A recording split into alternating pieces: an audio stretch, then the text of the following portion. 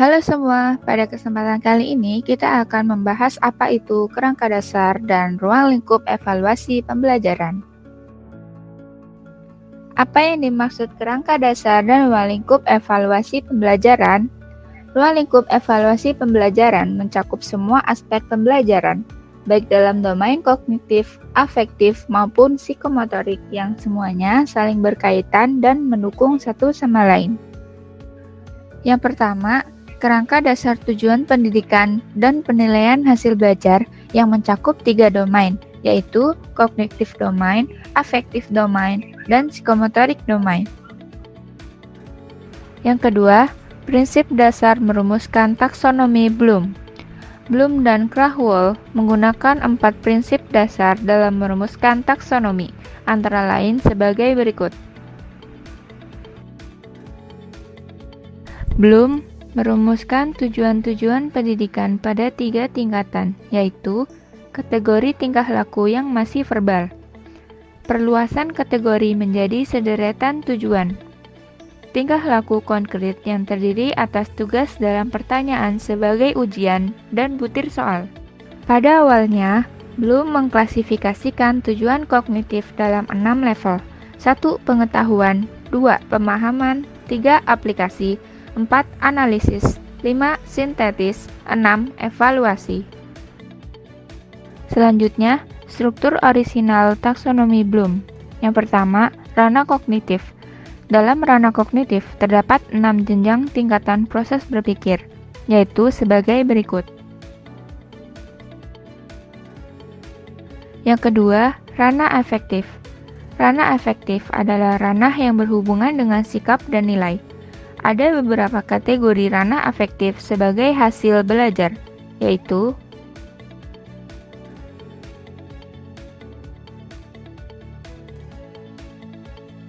Selanjutnya adalah penilaian hasil belajar.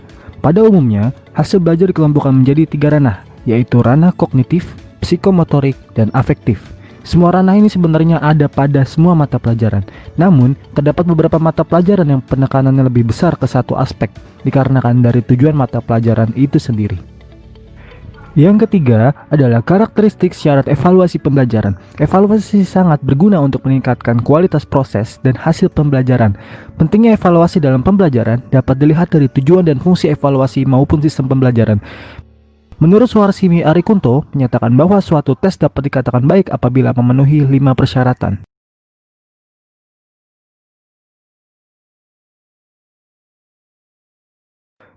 Yang keempat adalah ruang lingkup evaluasi pembelajaran. Secara keseluruhan, menurut Arifin, membatasi ruang lingkup evaluasi pembelajaran dalam 4 komponen besar, antara lain. Keempat komponen tersebut, sebagaimana dapat dilihat pada gambar 3.1 ruang lingkup evaluasi pembelajaran berikut ini.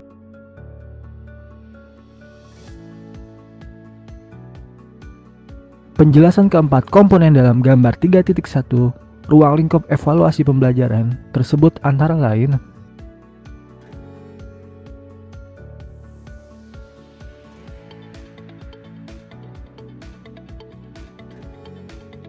berikut adalah kaitan antara kegiatan pembelajaran dengan domain tingkat aspek afektif. Yang pertama adalah penerimaan, yang kedua adalah responsi, yang ketiga adalah acuan nilai, dan yang terakhir adalah organisasi. Selanjutnya ada domain psikomotor.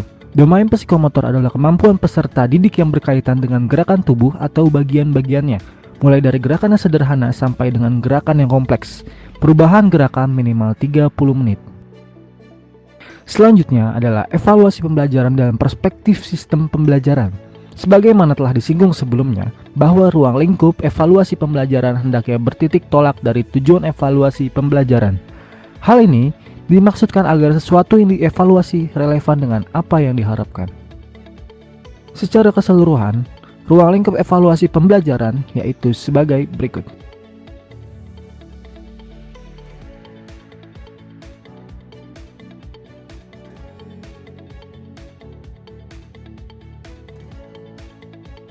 Selanjutnya adalah proses pelaksanaan.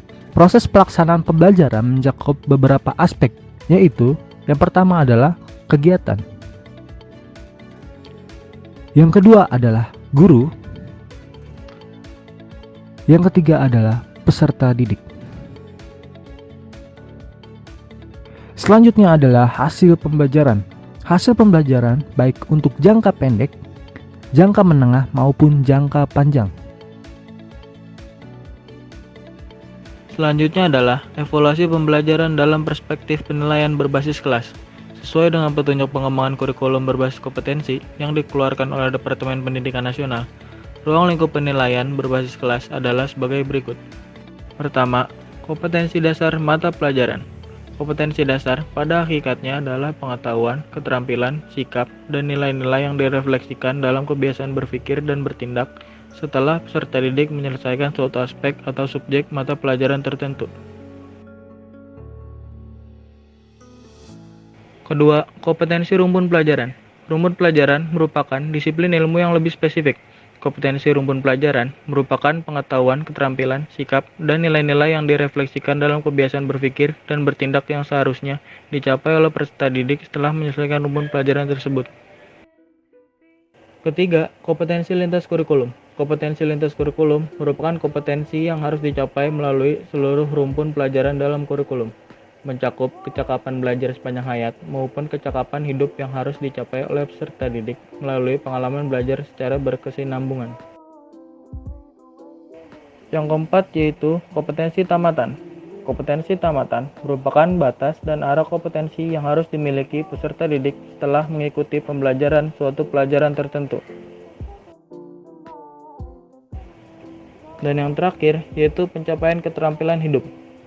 Penguasaan berbagai kompetensi dasar, kompetensi lintas kurikulum, kompetensi rumpun pelajaran, dan kompetensi tamatan melalui berbagai pengalaman belajar dapat memberikan efek positif dalam bentuk kecakapan hidup. Jenis-jenis kecakapan hidup yang perlu dinilai antara lain sebagai berikut. Pertama, keterampilan diri. Kedua, keterampilan berpikir rasional. Ketiga, keterampilan sosial. Keempat, keterampilan akademis. Kelima, keterampilan vokasional.